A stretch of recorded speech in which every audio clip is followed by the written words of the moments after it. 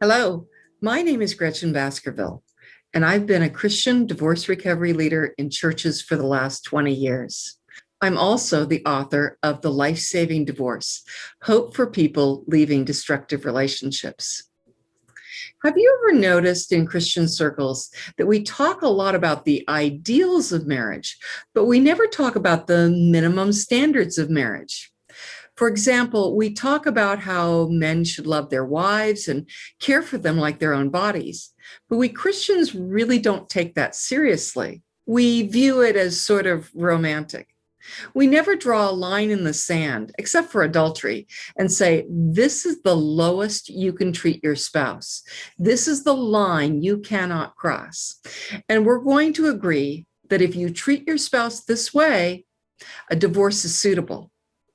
We Christians are so skittish of divorce that we end up condoning abusive marriages that drive the victim, often the wife, into despair, depression, and suicidal ideation. I often say, divorce is not evidence of moral decay in our society. Tolerating abusive marriages. In the Old Testament, there were minimum standards for marriage. We never hear about it because we tend to ignore some parts of the Old Testament. But evidently, bad treatment of spouses was a real problem in Old Testament Israel too. Back then, there were wives of different statuses, just like there are today. You might marry a daughter of a wealthy man who brings her large dowry with her, such as a date farm that you can benefit from. On the other hand, you might marry a woman you captured as a POW. You saw her tied up in a group of other POWs and thought, she looks nice. The price is right. She's free. You didn't have to woo her or win her or pay a bride price or write her love letters.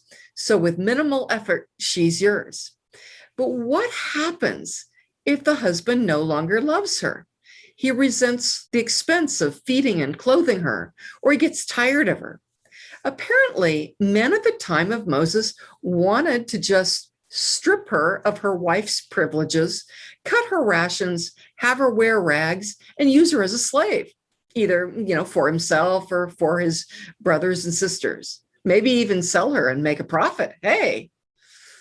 Apparently, this was a real problem during Old Testament times. So much that Moses had to create a law about it. In Deuteronomy 21, 11 through 14, Moses commands that if you're not pleased with your POW wife, you must let her go wherever she wishes. You must not sell her or treat her as a slave.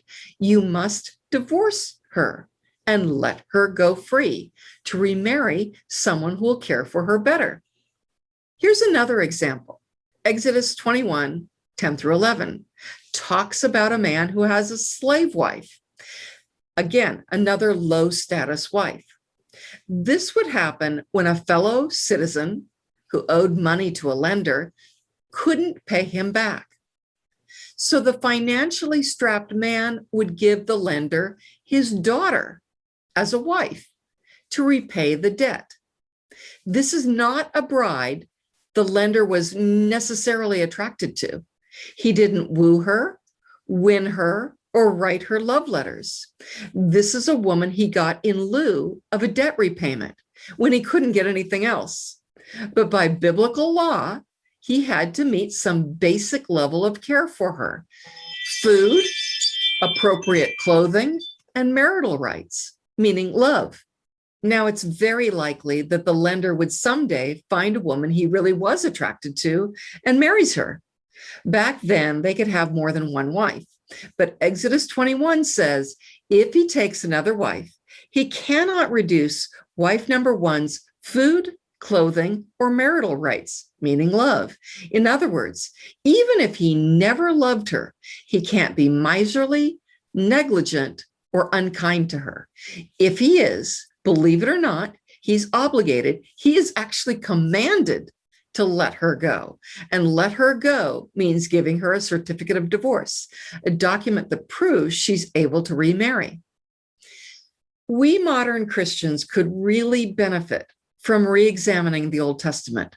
The law of Moses allowed even commanded divorce to protect these low status wives.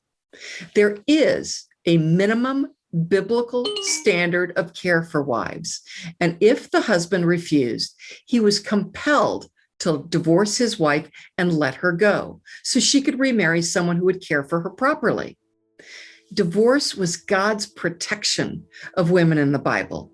And we Christians need to have that more nuanced view of divorce.